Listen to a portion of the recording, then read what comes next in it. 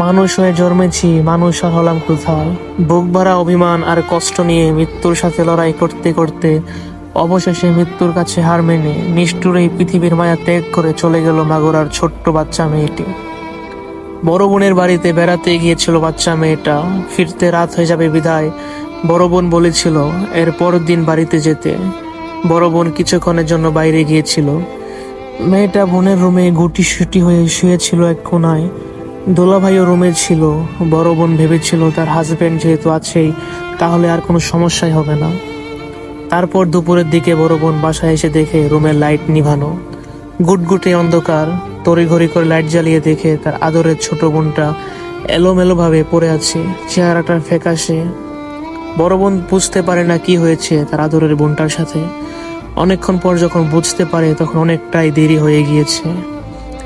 বড় বোন শাশুড়িকে হাত জোর করে তার বোনটাকে হাসপাতালে নিয়ে যাওয়ার জন্য, কিন্তু শাশুড়ি নিষেধ করেছিল ঘটনাটা যাতে জানাজানি না হয়, হলে নাকি মান সম্মান কমতি পড়ে তাদের।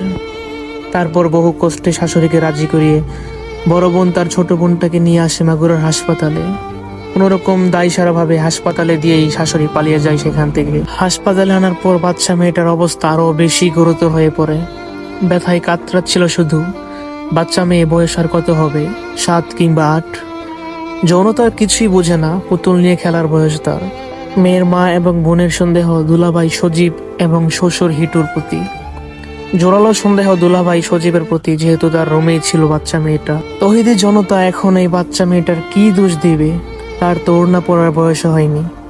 ওড়না পরার বয়স হলে না হয় ওড়নার দোহাই দিয়ে বা দায় সারা যেত।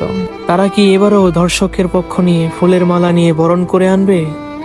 মেয়ের মা এবং বোন মিলে এখনো অসহায়ের মতো পড়ে আছে হাসপাতালে। তাদেরকে সাহায্য করতে কোনো তৌহিদি জনতা আসেনি কোনো নারীবাদী সংগঠন। বাচ্চা মেয়েটার মুখে অক্সিজেন মাস্ক লাগানো, ব্যথায় একটু পর পর কোকিয়ে উঠছে শুধু। বড় বোন এক পাশে হাত ধরে দাঁড়িয়ে আছে। মেয়েটার মা মাথায় হাত বুলিয়ে দিচ্ছে আর আশ্বাস দিচ্ছে সব ঠিক হয়ে যাবে মা, কিন্তু কিছুই ঠিক হয়নি। এই নিষ্ঠুর পৃথিবীর মায়া ত্যাগ করে চলে গেল আর প্রশ্ন ছুড়ে দিয়ে গেল তার এই নির্মম মৃত্যুর কি কোনো বিচার নেই?